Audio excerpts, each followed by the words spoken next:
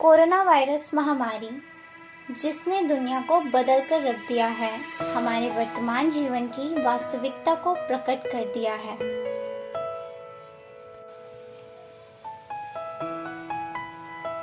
अरबों लोग लॉकडाउन में हैं, एक दूसरे से मिलने में असमर्थ हैं, कोई कार्य नहीं कर पा रहे हैं, विद्यालय जाने में असमर्थ हैं, सार्वजनिक स्थान पर एक दूसरे से नहीं मिल पा रहे हैं। दुनिया भर में लोग हताश तनावों में हैं, घरों में संघर्ष कर रहे हैं, घरों में अपना उपचार और देखभाल कर रहे हैं, अपने प्रियजनों और जरूरतों के घरों से अलग हो गए हैं। हम शारीरिक रूप से संपर्क कर अपनी भावनाओं को प्रकट भी नहीं कर पा रहे हैं। कोरोना वायरस ने हमारे समक्ष जीवन के कुछ मूल प्रश्न लाकर रख दिए हैं। हम लोग किस लिए हैं? हमने अपने जीवन के साथ क्या किया है? अगर हमें मौका दिया जाए तो हम क्या कर सकते हैं? हमारे जीवन में क्या सबसे महत्वपूर्ण है? यह क्या है कि हमें वास्तव में संजोना है? कोरोना वायरस हमें दिखाता है कि यह वास्तव में कितना भयानक है कि हमने अपने जीवन को धन और शक्ति के लिए अंतहीन लड़ाई में उलझा दिया है।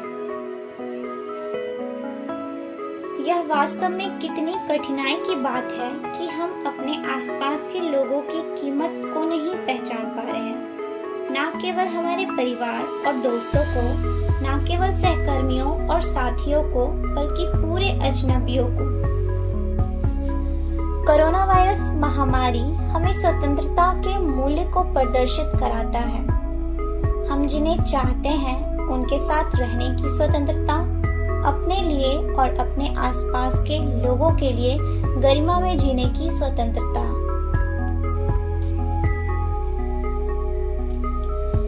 यह हमें हमारे सभी व्यापार और अर्थशास्त्र, हमारे स्थानीय नागरिक संघ और हमारे अंतर्राष्ट्रीय संगठन, हमारे सम्मेलन और विचारधारा और सभी अन्य प्रणाली के सही उद्देश्य को पहचानने की महत्व को दर्शाता है, जो मानव की जरूरतों और उद्देश्यों की सेवा करता है।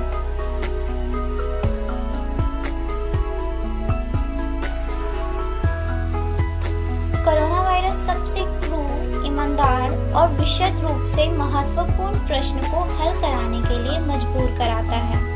यदि हम जानते हैं कि इस महामारी को दूर करने के लिए क्या किया जाना चाहिए, तो हम इन चीजों को आगे बढ़ाने में इतना कम समय और प्रयास क्यों लगाते हैं? वैश्विक खतरे के इस समय में इतने सारे देश लोक लुभावन राष्ट्रवाद से क्यों पीछे हटते हैं? महामारी को एक चीनी वायरस या शहरी वायरस के रूप में क्यों वर्णित किया गया है? महामारी ने दुनिया भर में हमारे समुदाय में दया और परोपकार के एक विशाल समूह को पीछे छोड़ दिया है। इसने अस्पतालों और घरों में निस्वार्थ वीरता के अनगिनत कार्य किए हैं। समय आ गया है कि व्यापार के उपयुक्त लक्ष्य, हमारी आर्थिक गतिविधियों के लक्ष्य, विचारधाराओं के लक्ष्य और सामाजिक सम्मेलन और हमारे स्थानीय राष्ट्रीय और अंतर्राष्ट्रीय सरकारी ढांचे के लक्ष्य का पुनर्मूल्यांकन किया जाए। महामारी हमें दिखाती है कि इन सभी विचारों के लक्ष्य हमेशा समान होने चाहिए।